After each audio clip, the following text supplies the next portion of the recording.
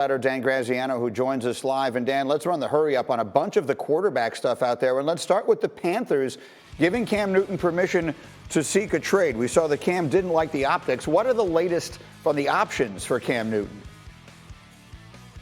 Yeah, I have my eye, Greeny, on the Los Angeles Chargers as a possible destination for Cam Newton. We know that one of the reasons that they moved on from Phillip Rivers, they wanted a little more mobility at the quarterback position. They have Tyrod Taylor there. They like him, but obviously Cam Newton offers mobility at the quarterback position in a different way than maybe anyone else ever has.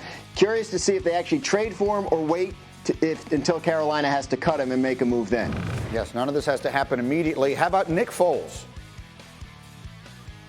Yeah, Nick Foles is a trade target. Jacksonville would like to move him and go with Gardner Minshew as their starter. The Colts were curious about Foles prior to signing Phillip Rivers. We've heard the Bears have some interest. You wonder if he could be in play in a place like a Los Angeles or like a New England, but he is somebody you can get if you're willing to give him $14.25 million guaranteed next year, which if he starts for you isn't all that bad. And then we get to Jameis Winston.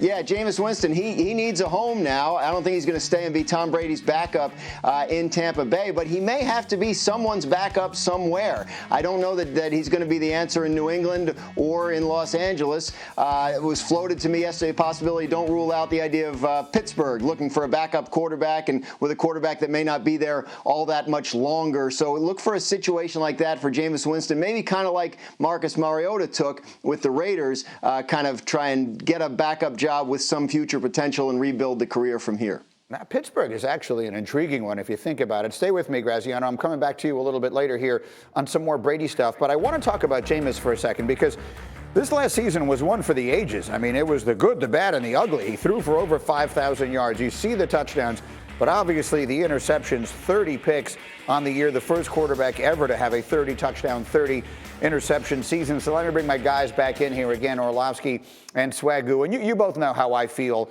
about Jameis Winston. I'm like the last man dying on this hill. I'm not giving up. Swagoo, I want to hear from you. Should someone be bringing in Jameis Winston as their starting quarterback?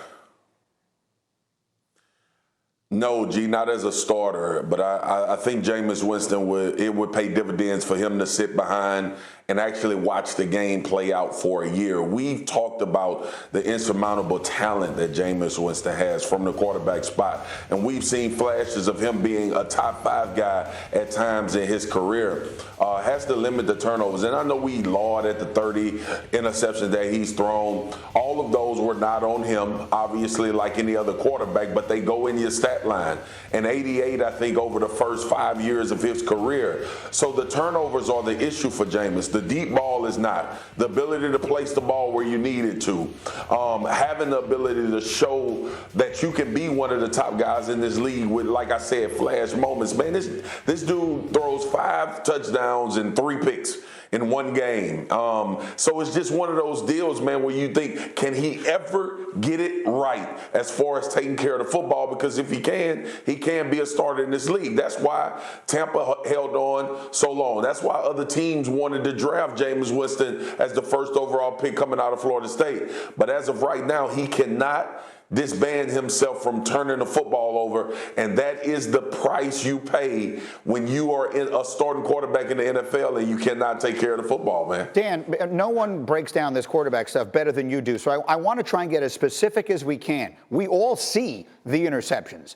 Why does he throw so many picks? What specifically is it that he's doing wrong, and is it correctable?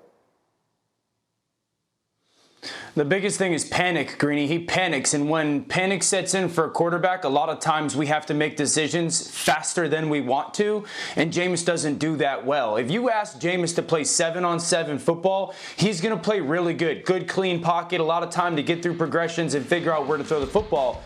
He'll play it well, but that's just unrealistic in the NFL, and when he's forced to have to make quick decisions or decisions that have to be made in that 2.5 second range, which is the average time a quarterback gets to play drop back football, the ball gets thrown to the wrong place over and over and over again. I would disagree with Marcus. I bet you if you watched tape, you could find 20 more interceptions that were dropped for Jameis Winston last year. Greeny, I remember Gary Kubiak saying this to me a long time ago when I was playing quarterback for him. He pulled me over after I threw a pick in practice, and he said, I need you to understand that you carry everybody's future.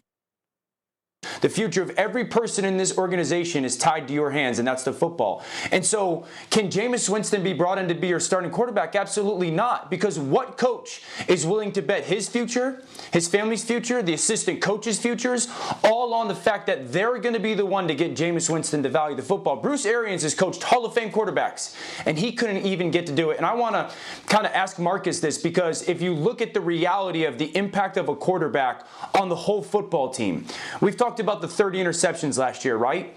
22 of those interceptions resulted in the ball starting at the 39-yard line or in. That means for a defense that normally if you give up 20 yards on a drive, that you're forcing a punt.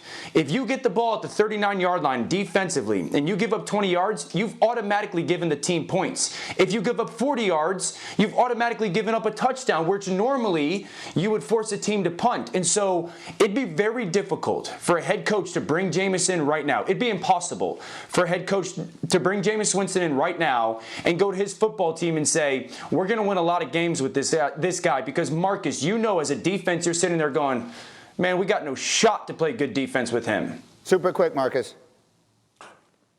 Yeah, and that's why I said maybe come in and sit a year and actually watch the game. But you make a great point, Dan. Like, it's disheartening, man. You get frustrated. And look, everybody wants to have respect for the quarterback, but when he turned the football over, a lot of eyeballs start going over towards that locker. And sometimes you want to fight, because to Dan's point, a lot of people get fired when you don't have success in this league, and a lot of that hinges on the quarterback. Why everyone is ecstatic that Tom Brady is the quarterback in Tampa right now, and you hear defensive players going crazy and loving the fact that he's the quarterback, and everybody tries to shy away from all of those conversations about, is Jameis the guy? Because as a defensive player in a league that you get paid based on your success rate, when a quarterback is turning the football over, most of the time you're on the outside looking in for a job. Now, if he's going to sit someplace, that idea about Pittsburgh actually is intriguing. All right, stay with me, guys. We have much more to do. When news came out that Tom Brady was done in New England, it did not sit well, as you might imagine, in the region. How bummed is Boston? You're going to hear it next. Get Up on ESPN.